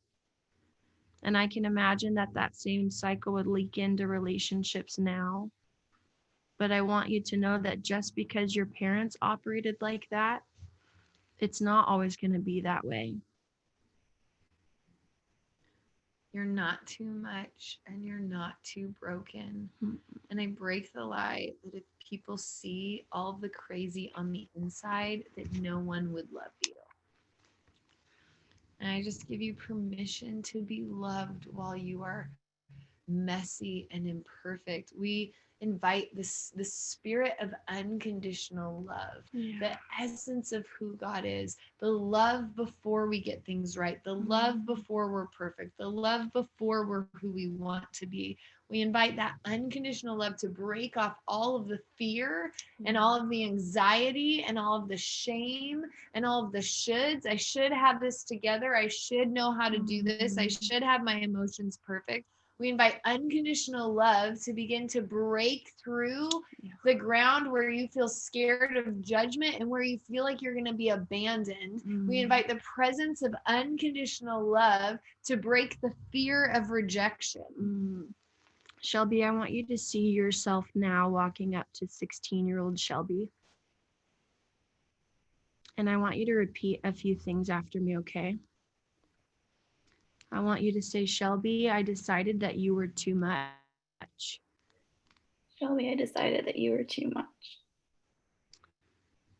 I told you that your emotions were bad I told you that your emotions were bad because they felt so out of control. because they felt so out of control. And when you watched the way mom and dad reacted, And when you watched the way mom and dad reacted, I decided to reject you I decided to reject you because it felt too painful to accept you. because it felt too painful to accept you. When you watched mom and dad not know how to accept you, You watched mom and dad not know how to accept you. didn't know how to unconditionally love you. They didn't know how to unconditionally love you. And I modeled after them. And I modeled after them. And I'm sorry that I've rejected you and shut you down. And I'm sorry that I've rejected you and shut you down. I'm sorry that I've shamed this part of you. I'm sorry that I've shamed this part of you. I'm sorry I tried to convince you I'm sorry I tried to convince you that if you could just not have emotions, that if you could just not have emotions, that you'd be accepted and lovable. that you'd be accepted and lovable. I sold you a lie. I sold you a lie. I told you that you'd get love. I told you that you'd get love. You were just steady. You're just steady. But the truth is, Shelby, But the truth is, Shelby, you can have a roller coaster of emotions, you can have a roller coaster of emotions still be lovable. and still be lovable. You can be crazy You can be crazy and still be accepted. and still be accepted. Shelby, I accept you. Shelby, I accept you. Shelby, I love you in every form. Shelby, I love you in every form. Sorry I hated you. I'm sorry I hated you. I'm sorry I tried to shame different versions of you I'm sorry I tried to shame different versions of you to get rid of you. to get rid of you. Every version of you is so lovable. Every version of you is so lovable. Okay. I thought Abby wanted to chime in, but she just wanted to touch me. And I want you to see yourself wrapping your arms around Shelby. The truth is, Shelby, is that there are so many facets to who you are, and every single one of them is lovable. And when your parents reacted really poorly in all of those times that you had those anxiety attacks, it trained you to reject yourself in order to protect yourself. All you wanted and needed was love and safety and comfort. And because you didn't get that, you shut down that part of yourself, which when you come into relationship now and you're trying to date and be vulnerable, makes it feel really scary and really high stakes to show any emotion ever. And that makes so much sense. But the truth is that this emotional part of you right now, just with sadness and tears, and even the crazy part of you where you're triggered and you're blaming and you have accusation or you're shutting down or however your triggers manifest, all these versions of you are actually precious. And the more you can love and accept and get love into all these cracks and nooks and crannies where you've been deprived of it, the more lovable you'll actually be, because you'll be able to show up fully as yourself. And that'll happen the more that you know that you're loved in every version of you. So we're going to wrap up, but I want you to see me and Abby and Jesus just squeeze you, give you a really tight squeeze. We're cramming love in. Abby does this thing if I'm triggered and she's like trying to love me in a moment, where she pushes her fingers like down my arm, and she's like trying to push love in. I want you to see us just squeezing you and pushing love in into all the places you've needed it the most. And then whenever you're ready, you can open your eyes.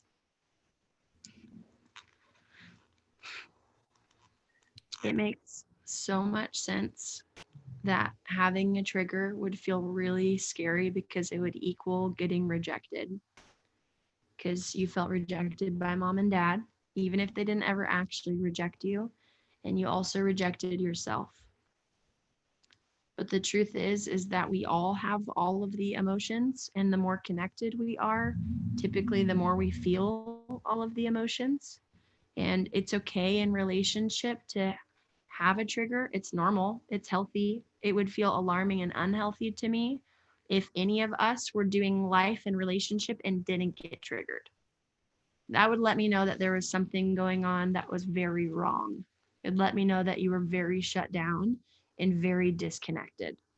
So it's a good sign when we have triggers, because it means our heart is feeling and trying to tell us something. And it's really pointing to past pain that needs to be felt.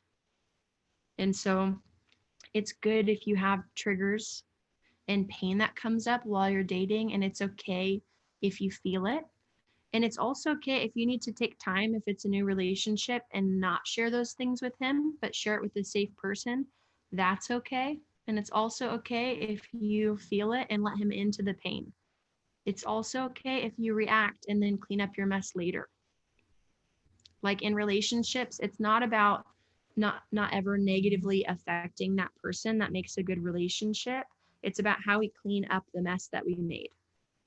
So if I blow up on Abby, it's not going to be the end of relationship. I mean, it could be, but it's not about, that's not the goal for relationship, is to never blow up. What would make the good relationship is if I blew up and then I let my emotions calm down and I came back and I was like, Abby, I'm so sorry that I reacted like that. You didn't deserve that. That actually had nothing to do with you. Here's what got triggered. Here's where that pain came from. Here's the fears that I was having. And I'm so sorry, but I just want to let you in to help you understand why I reacted the way I did. If you can learn, which this is the journey you're on, if you can learn how to clean up mess, that is the way to have good relationships. The goal isn't to not ever make the mess or have the emotions. And I think I'm just going to add a counterbalance, cool. But not because I disagree. I 100%, my goal has always been to learn how to clean up my mess well. I think that's a much better skill than try to be perfect my whole life. So I 100% believe. But as somebody who's had out of control emotions for a lot of their life, I at 12 started a hormone imbalance that was radical. So I actually have had mirrored mental illness. I had anxiety attacks, self-hatred, shame, depression, you name it. I had out of control emotions.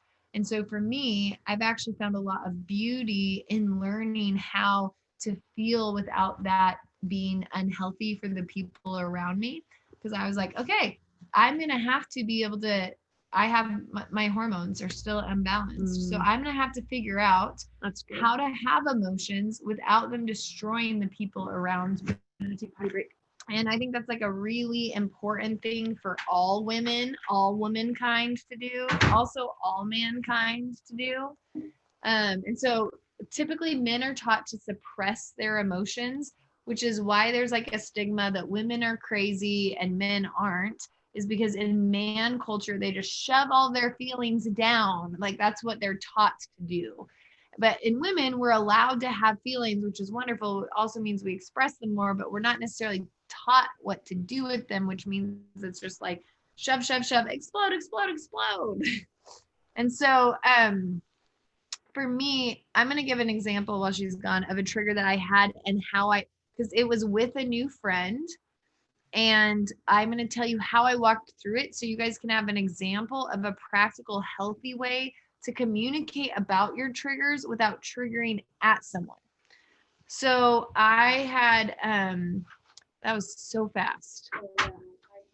So often on this call, so I have to run. She went to I'm about to tell a story. I think it's such a good point because I realized while I was peeing, I was like, oh, I never talk about actually managing how we react because I shut down when I'm in pain. And that's not bad. So I actually never affect people very negatively besides they're like, it felt like you left me. And I'm like, I'm so sorry I didn't leave you. I just had pain. Right. And so I'm so glad you're here because I forget that people have blow ups. Yeah, we can be crazy. I just I'm am like, not, I don't shut down like that. I'm like, see ya, I'm out. I might still be in the room, but I'm going to be dead to you for the next 4 hours until I'm done. So you have flight as Yes. your trauma skill, which is great. I have fight as one of my trauma skills. So that is not as great. And I have both. I can do either. But so I'm telling a story to help of how I manage triggers in a new relationship. I was becoming friends with this guy friend who's a guy friend of Justin's. And we had a miscommunication. So he said, hey, why don't we go to lunch? It'd be good. We can connect and talk through it. He asked me twice for that. So then I responded to him and was like, yeah, great. That sounds good. Why don't here are the times that I can do lunch. Then he doesn't respond for a week. So then I respond again and I'm like, here are the times I can do lunch this week.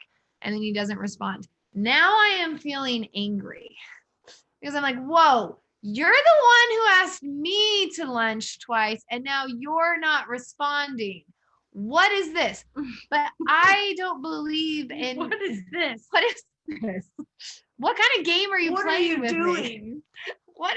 And so I got real frustrated. Now, I don't believe vulnerability means to show up with him and be frustrated at him. That's not vulnerability to me. So I process with several people. I process with Sammy. I process with my best friend. And I recognize, oh, this reminds me of my ex-boyfriend from high school who always played games with me, who literally would tell me one thing and then I'd believe him and then would switch it and then it was like this constant back and forth. And so I was like, oh, once I recognized where the pain was from, and oftentimes if I'm beginning a relationship, what I'm going to do is, even if I can't tell them where the pain is from, I'm only going to communicate like I have pain and I'm going to figure out where it's from. I'm going to do that way more than I'm going to say, I have pain and you're causing it and I'm crazy.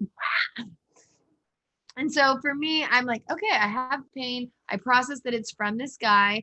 Then I'm able to go back and love the girl in high school. I'm like, I'm sorry that you didn't know you could have standards. And he did play a lot of games with you. And then I could see, what did she need in high school? She needed to have a voice. She needed to be able to say, this doesn't feel good. I don't like this. What is going on? I need a straightforward answer. And so I was like, okay, so now how do I take what I needed as a girl and actually be able to implement it? So I messaged him and said, hey, I recognize that I got triggered because you asked me several times to do this and then you ghosted me for the last 2 weeks. I bet, because I always believe in giving people the benefit of the doubt, what I'm assuming is that you got really busy. I know that when people message me about schedule things, I always wait to respond until I'm in front of my calendar and then I never remember. And so I'm assuming you just have forgotten and it's been a couple busy weeks.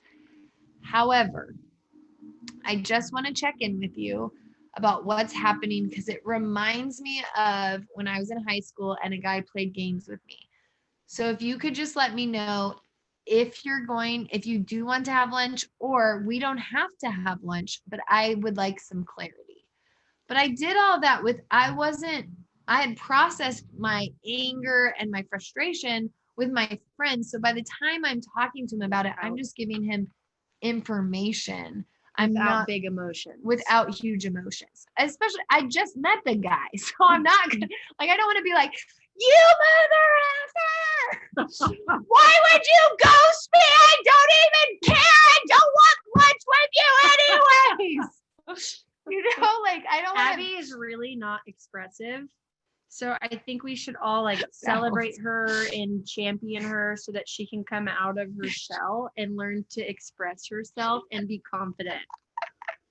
I think you need counseling. Yeah, totally. Sorry, keep going. It's so good. So that would be an example of when I'm in a relationship, that's how I'm going to show up, especially in the beginning. And Mhm. even with Justin now, the other day, I felt a lot of huge emotions. And I went and called Sammy to process what my triggers were and what was going on with me, because my goal for telling my husband a trigger is that we can have connection. And if I'm crazy, I shut down connection. Like if I'm crazy and he needs to protect himself from me, then his walls are going to go up. And I actually want to feel not alone. So I want to involve people to help me get language for myself and what's going on in me.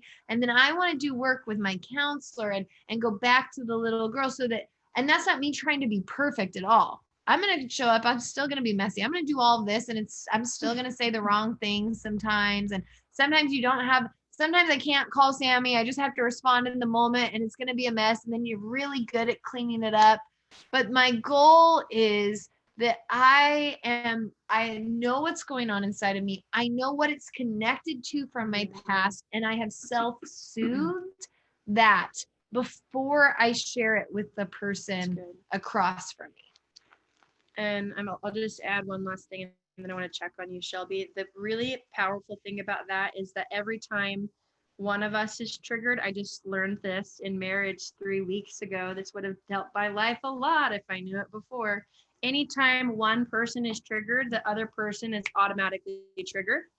So the good thing about taking time and processing and like working through the emotion is then you don't have to automatically trigger that person. And now both of you are in self-protection and reaction mode, because you actually get hijacked and you can't process properly.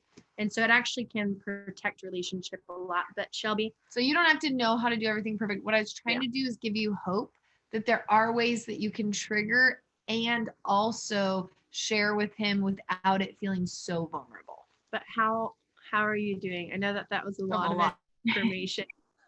How are you? What's going on? Good. No, I feel good. I don't know. It's pretty freeing for me. I didn't even think I would have talked about panic attacks tonight. That's just not something I visit very often. So the fact that was the first thing that my head went to, I'm like kind of surprised, but it makes a lot of sense. Yeah. I feel really lonely and out of control. My guess is that there's probably a lot of pain that 16-year-old Shelby felt that you probably still have stored up internally that needs to be processed through and worked out. Because I know that you said you've got great parents and you're really tight, but there's still a lot of imperfections that your parents had. And there's still a lot that points to why Shelby at 16 years old was having panic attacks. And so it's really helpful information of like, okay, this is an area of like, you can just note it. This is an area of my life and my heart that needs a lot of love in this season, that my heart's finally feeling safe enough to feel.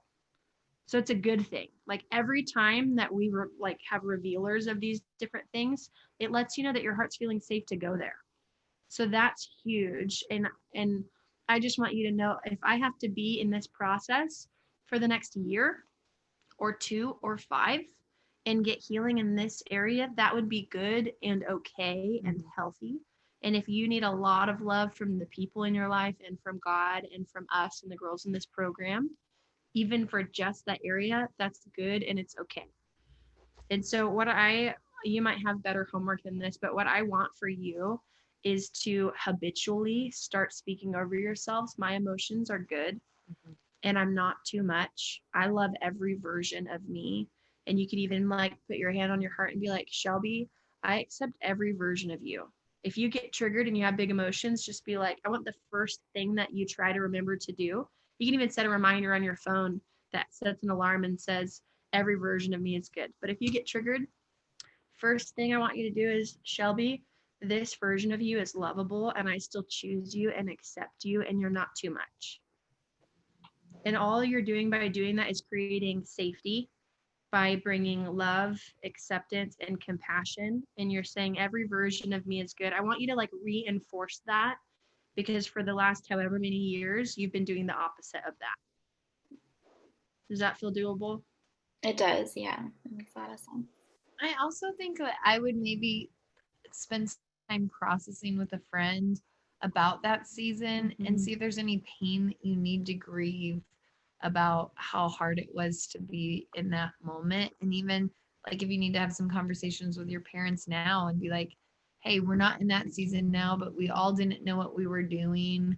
And like, I don't know if your parents are safer about talking about emotions now or maybe not, but it'd be worth, I think, maybe just like giving some attention, some intentionality to what does my heart need to grieve and where does it need love from that spot. Yeah, that makes a lot of sense. It just popped into my head that my brother was there for all of it. And I feel like he's my best friend, so he might be able to talk to. That'd be great. Yeah. That's amazing. What a gift. Yeah. Also, the guy, somebody else's, the guy responded great. He's like, oh my gosh, I'm so sorry. I wasn't trying to play games. I'm not playing games. I was really busy. It came out of the blue. Let me set up the time for us to do this. I promise it'll What a work. guy. And then he did it. Love it. Sorry, that was not for you, Shelby, but somebody had asked that. She's like, cool. Okay, great. Sweet info. Shelby, thanks for sharing. We feel a lot of love for you. Yeah, we do. You're adorable. You really are. Thank you guys. I love that you guys love the all women thing that we got going on. Who feels sad that Spencer's presence isn't here? Everyone feels good. Wait. It's a complicated question. yeah, that's Are they great. allowed to? Okay, a couple of you. Yeah, you're allowed to feel sad. It doesn't mean anything about you. And then who just no. feels really happy that it's all women here and that we have Abby with us? Yeah, like wave at the camera or something. Yay, a lot of you feel safer. I love this. I love the dynamic. Cool. Fun. I love the BFF vibes. Abby is all- prettier.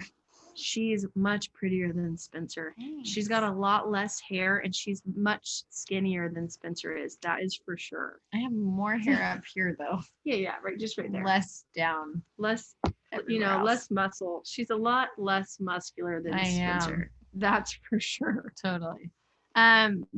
Okay, fun. How was that last thing for you guys too? Any takeaways that you got? Actually, don't write them. I want to move on because I want to get to one last girl.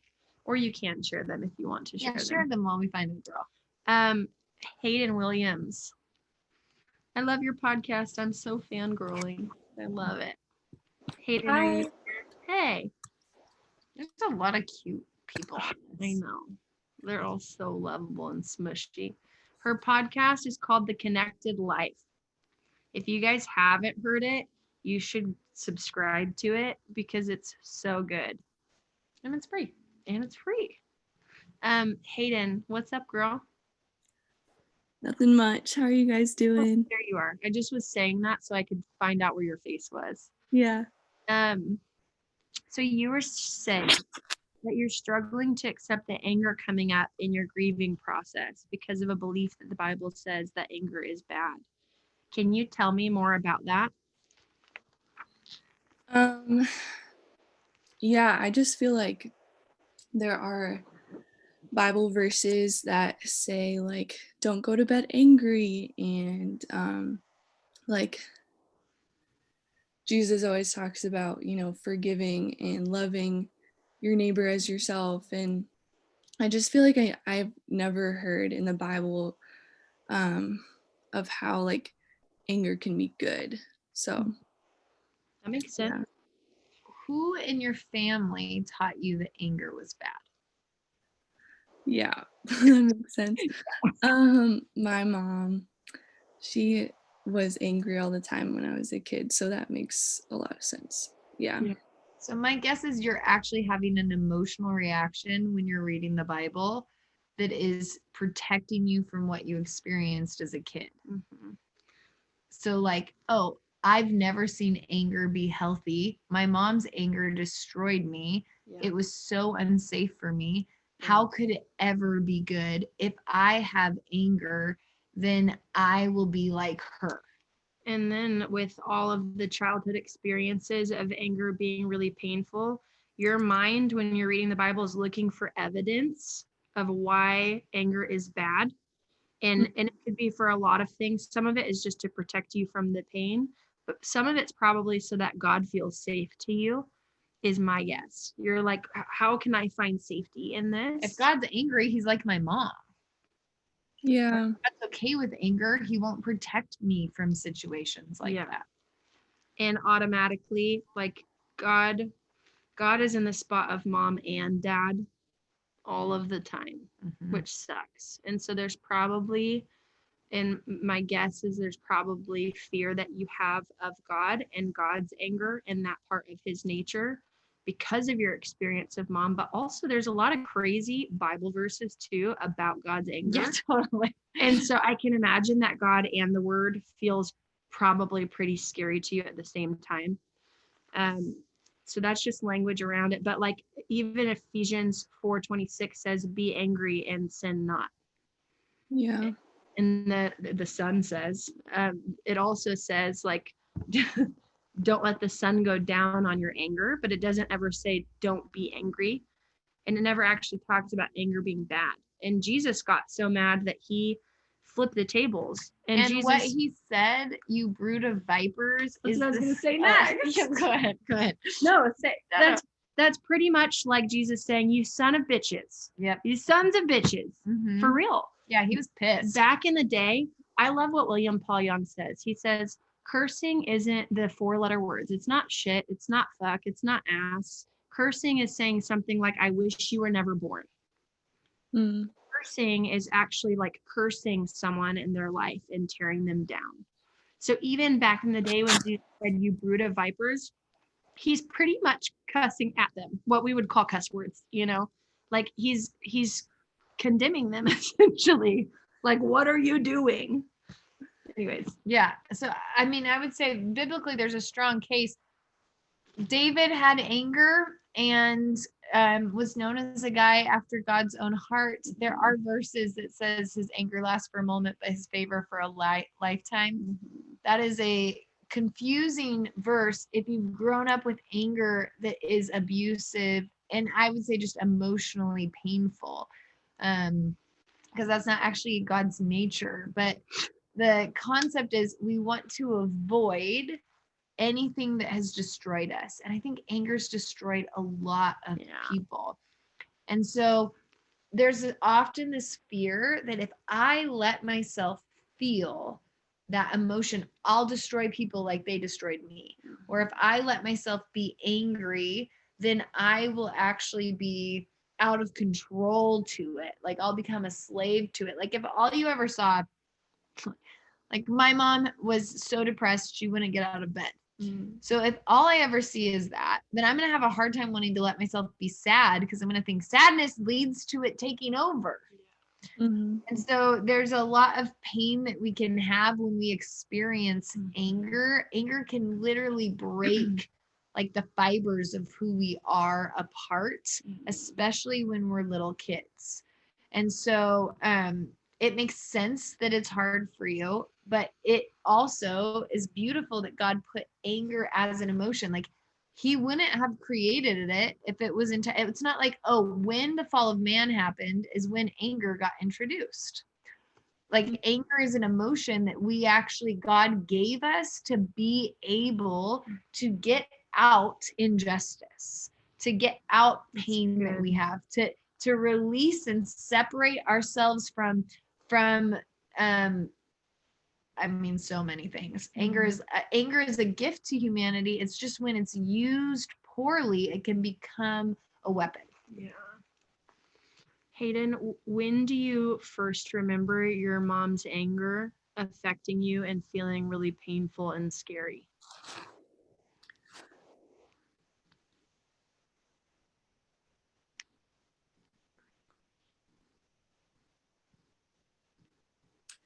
I think the first time I remember is, I don't know if it was like totally painful and scary, but the first time she was angry and I felt like it was my fault.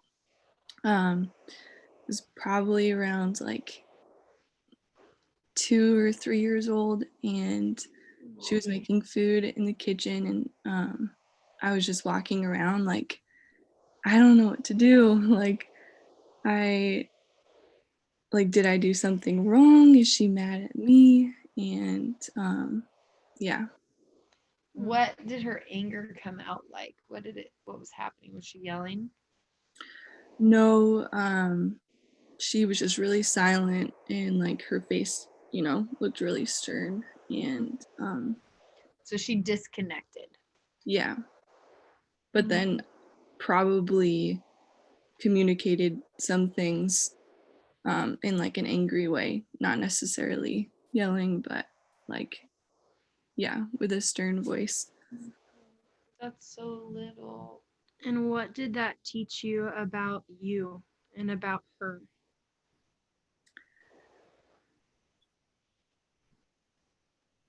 Um,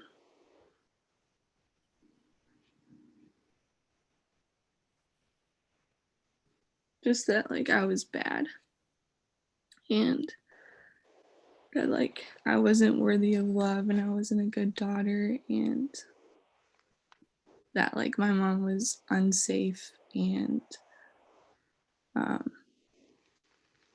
yeah. Can you say the first part of what you said one more time, just because you broke up? I heard that you weren't worthy of love, she was unsafe, that you weren't a good daughter. What was the first one? That I'm bad and I'm a bad daughter. Oh, honey. And it seems like you're really present and connected with that pain right now. What are you feeling? Do you feel compassion for that little girl? Do you just feel pain? What's going on inside of you?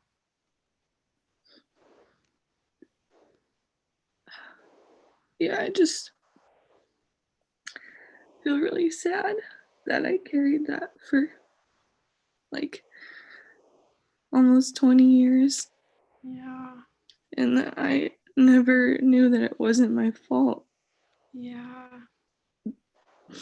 I just thought it was my fault the whole time. Are you just connecting those dots right now for the first time that you've carried that for so long? No, I've become really like connected to that.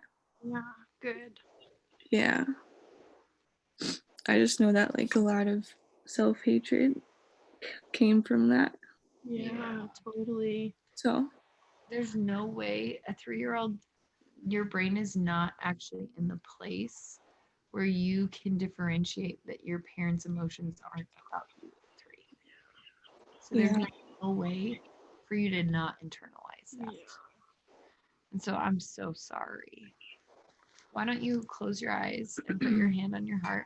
And anyone else who had a parent that was really angry at them, why don't you also do that? Close your eyes, put your hand on your heart. And I'm just going to start with this. I'm so sorry, precious girl, that you took so much pain and disconnection on. I'm so sorry that emotions felt scary because love could be removed at any given time, because fear could come in at any given time. I'm so sorry for how unworthy you felt for so long, for how much you felt like you need to be perfect, and for that little girl who didn't know what to do. I don't know how to make her happy. I don't know how to make her better. I see this part of you that so badly wants to make your mom happy and wants to feel connected to her and wants to be a good little girl. You're a good little girl. This was not your fault.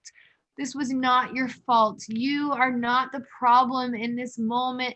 You did not cause your mom these emotions. Her pain is about her pain. It's never been about you.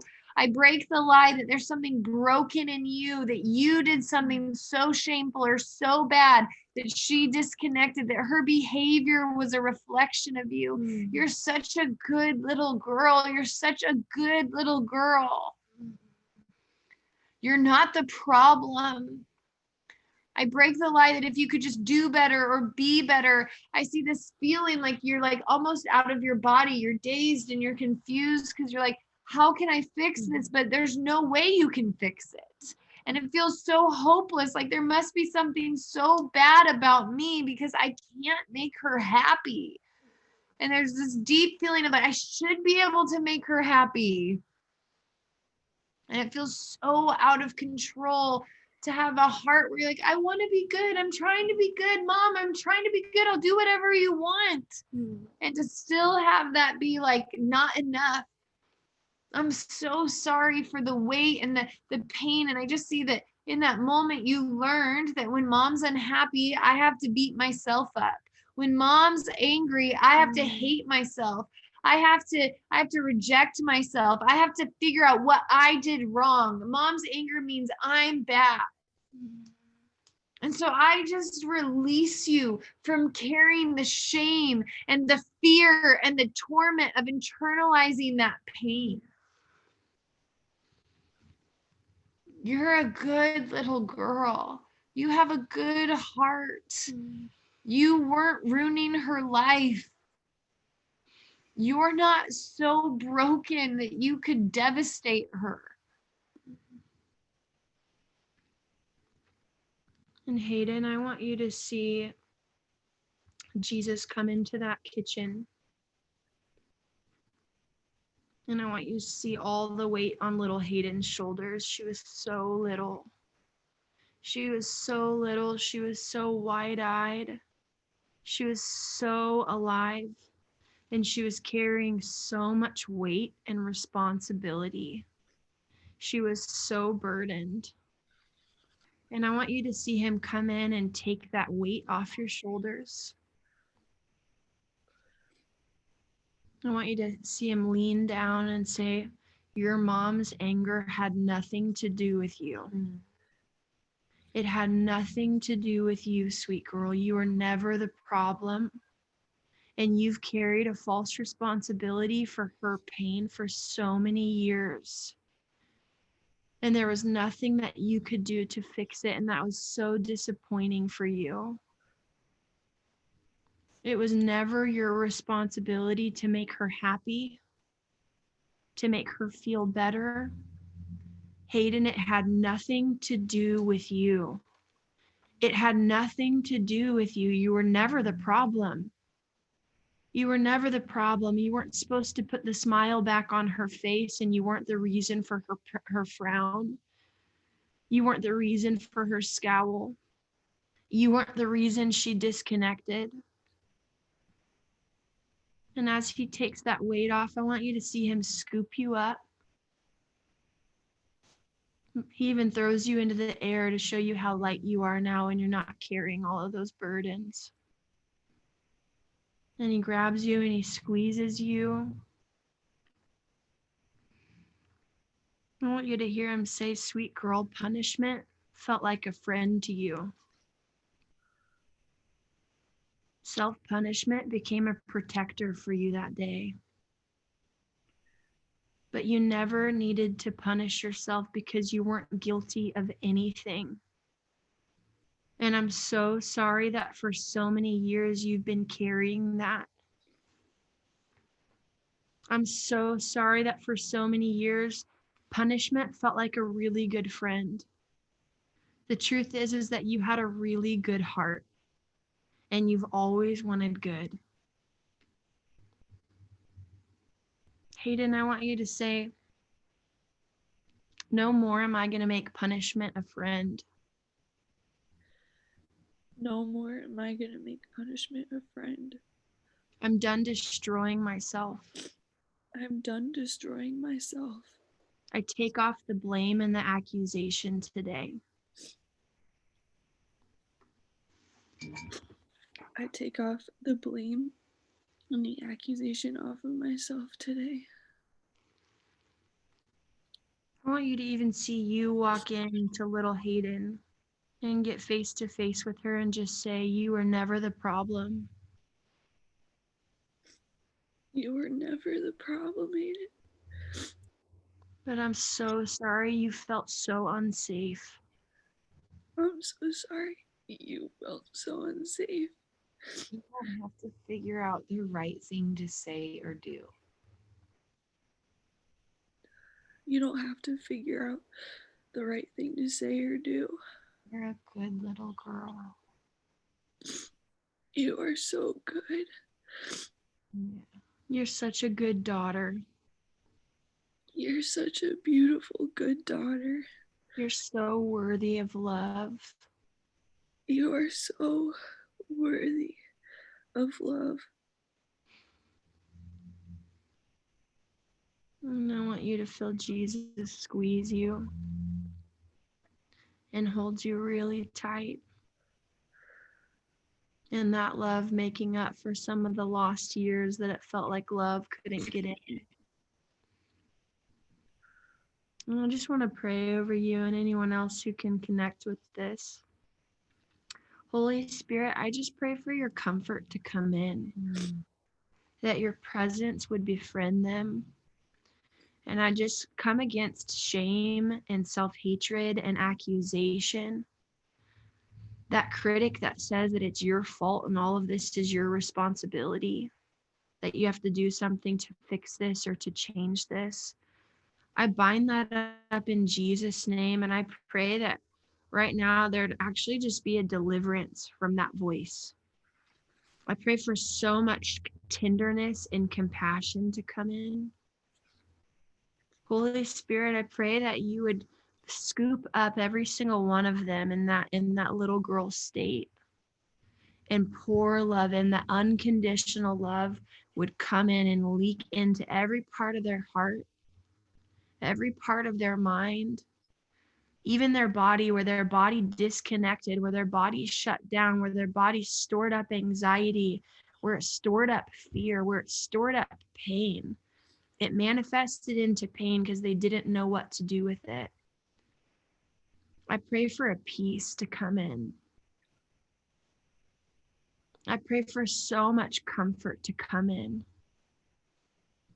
And we break the spirit of punishment off of you, and the spirit of self-punishment and of self-rejection.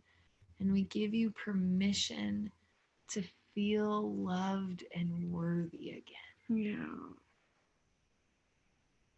And I just pray that there'd be encounters with your love, Jesus.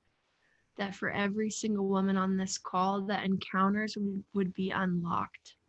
That they would feel so lovesick and hungry for you. That there would be this beckoning in their spirits. That you would show up, Jesus. And that they would have deep, transformational, life-changing experiences with you, God.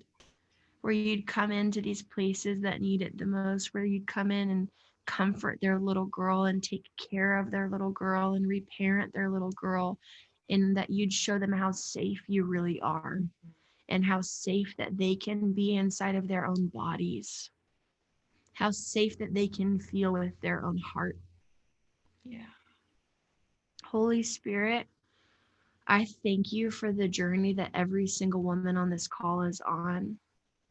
And I'm going to just not make it a prayer. I just want to say over every single one of you, I'm so proud of you. I'm so proud of you for choosing into this journey. It's not for the faint in heart, and you guys all have so much strength and so much courage inside of you. And I know and I trust that as you keep leading in, God is going to reward you in so many ways. But one of those massive rewards for you going after your pain that you're choosing into is freedom. Freedom really is going to be your reward. There will be a day that you guys feel so, if you're not already there, I know a lot of you feel like, I feel connected. I feel alive. But for those of you that don't feel like that, there's going to be a day where you feel so connected to yourself, so connected to God, even when you're triggered, even when you have pain come up, you feel powerful to navigate through it, and you feel connected to love no matter what's happening inside of you. There's going to be a day when your emotions and your pain don't rule your life anymore. There's going to be a day where it doesn't make or break a day or a relationship, because you know how to navigate through it so well and stay so connected to you and to God. So Holy Spirit, I just pray over every single girl's week that you would bless them, that you would give them beautiful experiences and encounters with you, that revelation would come, that you'd help them connect and get so self-aware, so connected to pain, so connected to joy, so connected to the wide variety of all the emotions that go on inside of them, and that they would just feel so present with your love. In Jesus' name, amen. Amen.